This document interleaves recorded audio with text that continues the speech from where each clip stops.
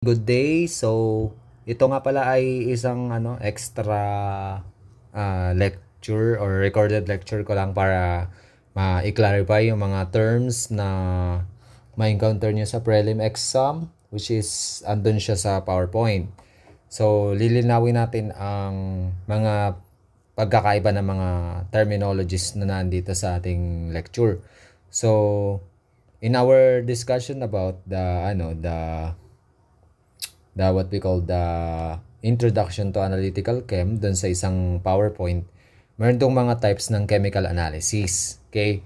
So, we're now talking about the difference between qualitative, quantitative, specific, and selective chemical analysis, wet analysis and instrumental analysis, non-destructive and destructive analysis. And also, we have classifications of chemical analysis according to constituent present, according to size of the sample, and according to purpose. Okay, so now let's talk about the difference between qualitative and quantitative. When we say qualitative, you only determine what is present in the sample. What is present. Okay, kung ano lang po yung present dun sa sample, ay yun lang yung objective ng qualitative chemical analysis. When I say quantitative naman, hindi lang siya basta kung ano yung presence, kung gaano kadami yung present na yun. Let's say, for example, meron tayong qualitative test to test the chloride ions na meron dun sa ating unknown solution, unknown. Ngayon, pagka nilagyan natin ng testing reagent, for example, testing reagent. Ngayon, kapag nagpakita siya ng precipitation, ibig sabihin, precipitation reaction, nagkameron ng mga parang buo-buo na particles, ibig sabihin, present yung chloride. Pero it doesn't mean na need pa nating i-measure kung gaano kadami yung chloride. So if nag-react siya, nag-precipitate, present. Pagka hindi, absent. Dito naman sa quantitative, hindi lang siya basta dahil nagkameron ng present nun. Gaano kadami yun? Yun naman ang sa quantitative. Okay? One of the example ng qualitative natin is yung pH test using litmus paper. Litmus paper. Kung saan kapag yung red nag-turns into blue, it is basic. Kapag nag-turns into red or yung blue naging red, that is acidic yung So, quali lang. Ang quali kadalasan, tinitingnan natin color. Color, pwede ring may texture. Pwede ring temperature. So, more on those things that is perceived by your sense. Parang present ba siya o absent? Dito naman sa how much, you use measuring instruments that will measure those quantity in terms of mass, in terms of volume, yung size, that is quantitative. So, example dito is the DNA test. DNA test kung saan yung pagkakatugma ng DNA sample, kung gaano kadami ang match DNA test. About dito sa kabila, may another example pa po tayo, pregnancy test. Pregnancy test is also example of quali. Pregnancy test. Okay? So, yun po yung tungkol dito sa dalawa. Next, we have a specific and selective chemical analysis. When we say specific, it is the method that measures only one particular substance. Kapag sinabing specific, only one particular substance even in the presence of other. For example, ang ide-detect lang talaga niya, dun lang talaga siya magre-react. Okay, for example, the gravimetric determination of the presence of the chloride ions. Okay, so ang test na pwede natin gamitin yan, we have to put the AgNO3 or the silver nitrate. In order for the silver nitrate, through the process of double replacement reaction or the chemical reaction, magpo-produce siya ng AgCl, which is our precipitate. Okay, precipitate. Now, yung AgNO3, very specific lang po siya sa chloride. So, yun lang po yung ang ibig sabihin ng specific chemical analysis. Hindi na siya magre-react sa other ions or other anions, kundi sa chloride. Sa chloride lang siya nagpo-produce ng precipitate. Yun po pag sinabing specific. Okay? So, for the another example, glucose oxidase test. Glucose oxidase test in the perspective of what we call the clinical chemistry. So we have the glucose oxidase test. Okay. Ano po itong glucose oxidase test? So here the enzyme glucose oxidase reacts. Yung enzyme natin na tinatawag na glucose oxidase ay magre-react lamang sa presence ng glucose. No other substance siya nagre-react, kundi sa glucose lang. So that is very specific into glucose only. That is what we call a specific chemical analysis. Sa glucose lang, yung glucose oxidase. Hindi pwedeng mag-react yung glucose oxidase into other substance or other component ng iyong blood. Glucose lang. Pag may glucose, yun, magre-react siya. Magpapakita siya ng certain indicator ng presence ng glucose. When we say selective, it is the method that can detect, pag sinabing selective detect or measure a group of related substance. Bale dito, hindi po siya specific sa iisang analyte lang. Bale, nagre-react siya sa group of related substance.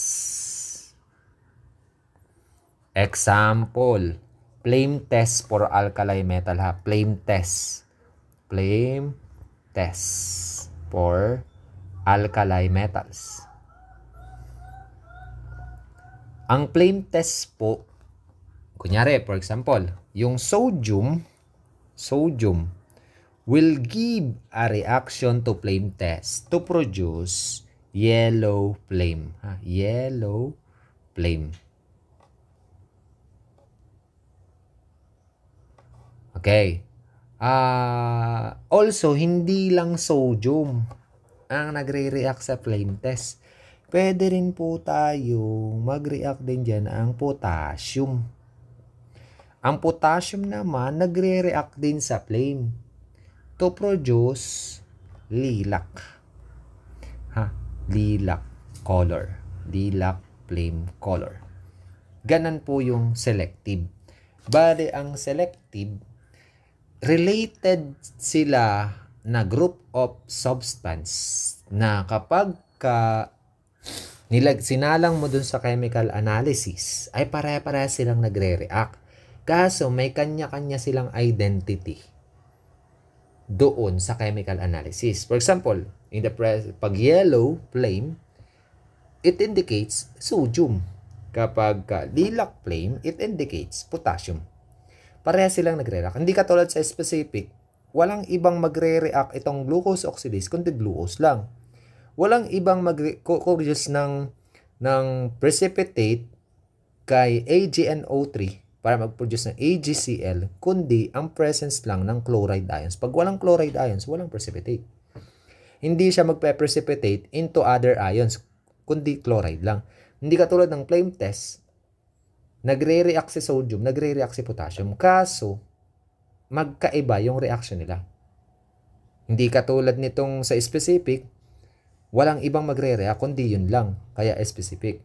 Ito namang selective, nagre-react halos lahat ng related, kaso may pagkakaiba yung reaction nila. Sana na unawaan niyo na yung specific at selective. Another example, yung EDTA titration. EDTA titration for the test of hardness of water. Ano naman ito tungkol sa nitong EDTA titration? So yung EDTA complexes with both calcium, meron siyang both calcium and magnesium. 2+. Yan. So, the method is very selective for divalent cation ions, but not specific to just calcium or magnesium. Okay. So, bale, ito pong EDTA titration ay test kung saan madedetect yung presence nitong mga to. Yan, yung mga ions na yan dun sa ating water. Okay? So, nagre-react siya kay both calcium at saka kay magnesium. Hindi specific kay calcium lang. Okay? So, may pagkakaiba yung reaction. Pag sinabing kay calcium, may ganito siyang indication. Pag sabing kay magnesium. So, this EDTA titration is also under ng selective kung saan related group of substance ang nagre-react sa kanya. At meron lang indicator na yun at yun. Okay? So, I hope clear na po dito sa atin yung selective at saka specific. Okay? For the next is, we have wet analysis and instrumental method. Pag sinabi pong wet analysis, it is a traditional laboratory techniques that rely on chemical reactions carried out in the solutions. That is carried out in the solutions. And when we say instrumental method or instrumental analysis, it is dependent on the instrument. Meron po tayo ditong on-the-spot na results and hindi na po masyadong effort dito sa instrumental methods. Bale, automatic po yung result natin dito. Sa wet analysis po kasi, we have to prepare the solutions. We have to use glassware like beakers, burettes. And we always rely on reagents and manual observations. Often, rin siya, qualitative or semi-quantitative. Example po ng mga wet analysis na meron tayo, mano-mano po natin gagawin, titration. We have gravimetric analysis. Yan po yung mga wet analysis. And also, colorimetric test. Kung saan yung color change ang ating tinitingnan. Pero dito, nagpre-prepare pa rin tayo ng solution. Well, by the way, when say gravimetric mass ang tinitingnan. When you say titration, under po siya ng volumetric analysis. Volumetric. Dito naman sa instrument, you use sophisticated instrument. So, meron tayong analytical techniques na gumagamit ng instrument. Use machines and detectors. Example po ng mga machine and detectors na ginagamit na automatic na po is we have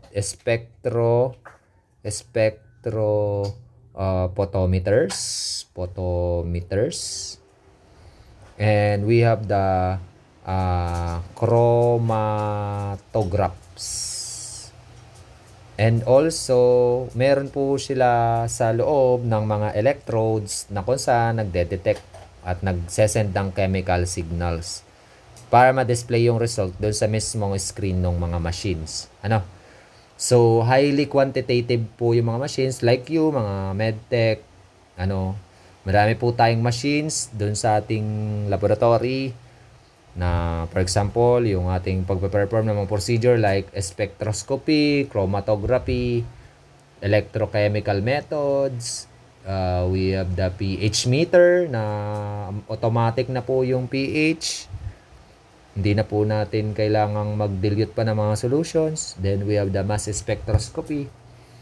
Then, yan. Ang limitation nga lang na instrumental methods, it requires expensive equipment. And training.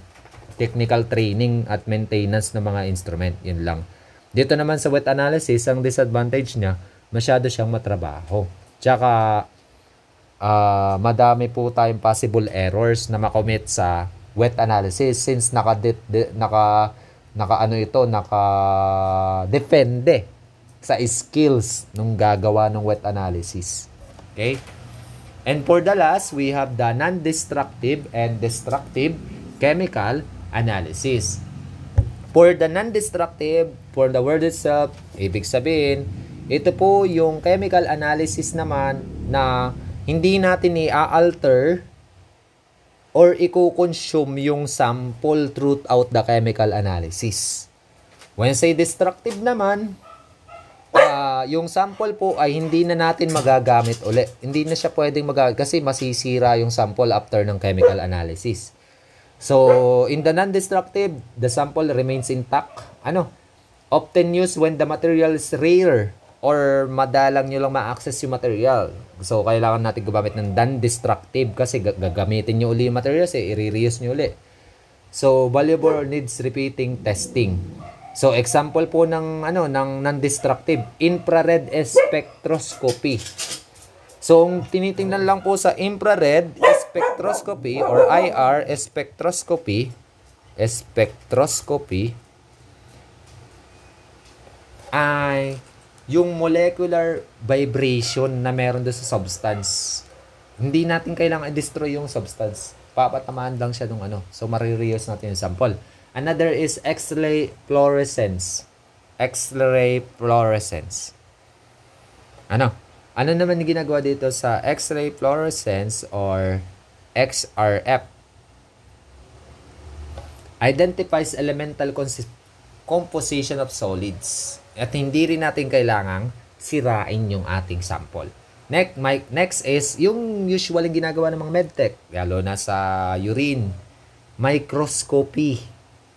Tinitingnan lang natin sa microscope yung sample, hindi natin siya kailangang galawin o ibahin yung kaniyang para matest natin in chemical analysis. Yan, example po yan, microscopy.